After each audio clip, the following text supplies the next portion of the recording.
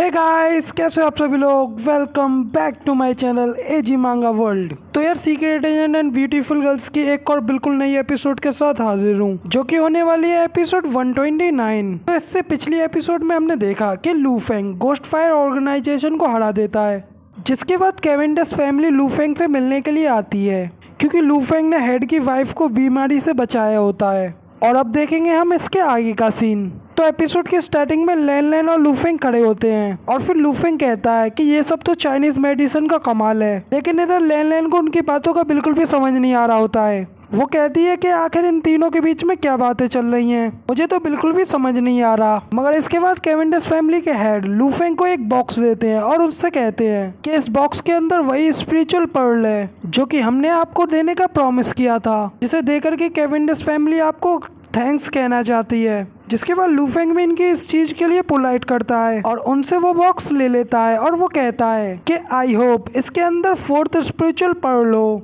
जिसको कंज्यूम कर करके मेरी पावर इंक्रीज होती है। और इसके बाद कैवेंडिश फैमिली जाने लगती है और उसके लीडर लू फेंग से कहते हैं तो ठीक है, अब मैं जाकर के अपनी वाइफ से मिलता हूँ और मिस्टर लू फेंग हमें बहुत ज्यादा खुशी होगी अगर तुम फ्यूचर में हमारे मेंशन में आओगे तो। उसके बाद लू फेंग भी उन्हें ओके कहते हुए बाय करता है। मगर तभी लैन लू फेंग से पूछती है क्या तुमने ही मिसेस कैवेंडिश को बचाया है और आखिर ये पर्ल किस चीज के लिए है। तो लू फेंग उसे बताता है कि मैंने बस इनकी जरा सी हेल्प करने की कोशिश की थी, साथ ही इन्हें चाइनीज मेडिसिन के मिराकल के बारे में बताया था। मगर तभी लैन लैन कहती है तो ठीक है, अब अगर तुम्हारे सारे मसले पूरे हो गए हों तो हम वापस चलते हैं। और साथ ही अपने मन में सोच रही होती है कि ये कितना ज्यादा सस्पिशियस है। मगर तभी यहाँ पर सीन चेंज होता है और हमें होटल के अंदर का सीन दिखाया जाता है, जहाँ पे लू फेंग उस बॉक्स को खोलता है और उस बॉक्स के अंदर एक रेड कलर की पर्ल रखी होती है। जिसके बाद लू फेंग उसे उठा करके देखता है और बहुत ज्यादा खुश हो जाता है और वो कहता है कि सच में ये तो वही फोर्थ स्पिरिचुअल पर्ल है। ये तो एक बहुत अच्छी बात है क्योंकि आज ये फोर्थ पर्ल भी मिल गई है। उसके बाद लू फेंग वहीं पे बैठ करके उस पर्ल को कल्टीवेट करने लग जाता है और कहता है कि इसको कल्टीवेट करने के बाद मैं स्केलर रिल्म की फर्स्ट पीक पर पहुंच जाऊंगा,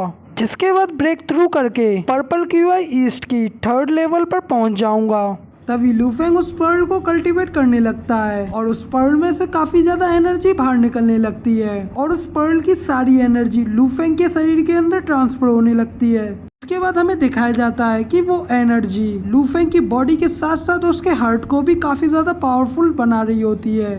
तभी लू फेंग स्केलर रेल्म के सेकंड लेवल पे ब्रेक थ्रू करता है। तभी हमें दिखाया जाता है कि लू फेंग अपने हेरिटेज स्टेज के अंदर आ जाता है और उसके सामने एक बड़ी सी गोल्डन बुक होती है, जिसमें से 3 चीजें निकलती हैं, जो कि एक झंडा टाइप होता है और एक कल्टीवेशन मेथड होता है और साथ ही एक मेडिसिन बनाने का फर्नेस होता है। और फिर लू फेंग उन्हें देख करके सोचता है कि दान कोड और अरे आर्किटेक्चर के बाद ये थर्ड एंड हेरिटेज की पावर वेपन टाइप होने वाली है। इसके बाद उसको 3 वेपन्स को और दिखाया जाता है, इसमें से 2 तो शायद मिरर टाइप के होते हैं और एक शानदार सी स्वॉर्ड होती है। इन्हें देख करके लू फेंग अपने मन में सोचता है इस तरीके से डिवाइन वेपन्स को बनाया गया है और कहता है क्या इस तरीके से 9th होली स्वॉर्ड को पावरफुल बनाया जा सकता है। इसके बाद फिर से वापस रूम का सीन दिखाया जाता है, जिसमें कि लू फेंग कहता है कि ग्रेट, इस तरीके से तो मैं ना सिर्फ अपनी पावर बढ़ाऊंगा बल्कि वेपन्स के पैटर्न को भी सीख जाऊंगा और इसके बाद मुझे जल्द से जल्द रिल्म ऑफ हेल में जाने के लिए फुल्ली प्रिपेयर्ड होना होगा। इसके बाद 2 दिन के बाद का सीन दिखाया जाता है। वहाँ पे लू फेंग और उसकी टीम एक नदी के सामने आए होते हैं और इसके बाद लू फेंग उनसे कहता है कि आज के दिन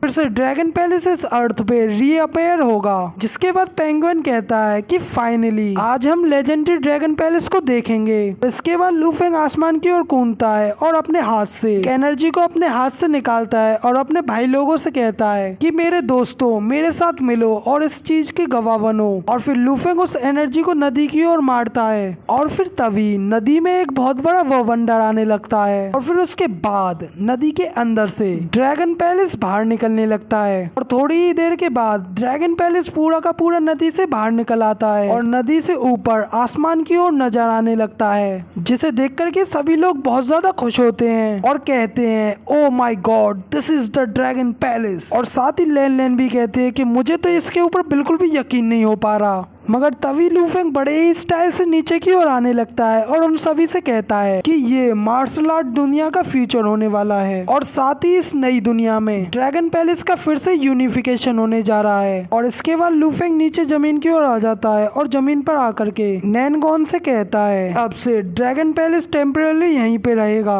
इसके बाद जितना जल्दी हो सके उतना जल्दी यहाँ पर लोग आए और आकर के नदी के ऊपर सड़क बिछाएं। इसके बाद नैनगॉन भी लूफेंग की बातों को एग्री करता है और उससे कहता है यस ड्रैगन मास्टर, मैं अभी कुछ ही देर में वापस आता हूँ। और इतना कह करके नैनगॉन वहाँ से चला जाता है। इसके बाद किंग चू लूफेंग के पास आता है और उससे कहता है कि ब्रदर, हमें डाउटियन सेक्ट से एक खबर मिली है कि कल जूजियांग फेंग में एक सैक्रिफाइसिंग सेरेमनी होने वाली है और जब वहाँ पर होली लिस्ट चैनल को खोला जाएगा और तभी वहाँ पर डिवाइन मैसेंजर आएगा। और इसी के साथ हमारा ये वाला एपिसोड कंप्लीट हो जाता है। लेकिन जाने से पहले मैं आपको बता दूं कि मैंने बिल्कुल नया एक बैकअप चैनल बनाया है जिसके ऊपर मैं बहुत ही तगड़ी वाली सीरीज लाने वाला हूँ, जिनकी अपडेट मैं कुछ टाइम बाद इस चैनल पर दे दूंगा। तो आप लोग जल्दी से डिस्क्रिप्शन में जाकर के इस चैनल को सब्सक्राइब कर दीजिए। तो ठीक है गाइस, ये वाली वीडियो पसंद आई हो तो यार लाइक कर देना और कमेंट में बताना आपको ये वाली वीडियो कैसी लगी। और चैनल पर नए हो तो यार इस चैनल को भी सब्सक्राइब करना बिल्कुल मत भूलना। इसके साथ मैं मिलता हूँ आपसे अगली वीडियो में, तब तक के लिए टाटा बाय बाय, फिर मिलते हैं।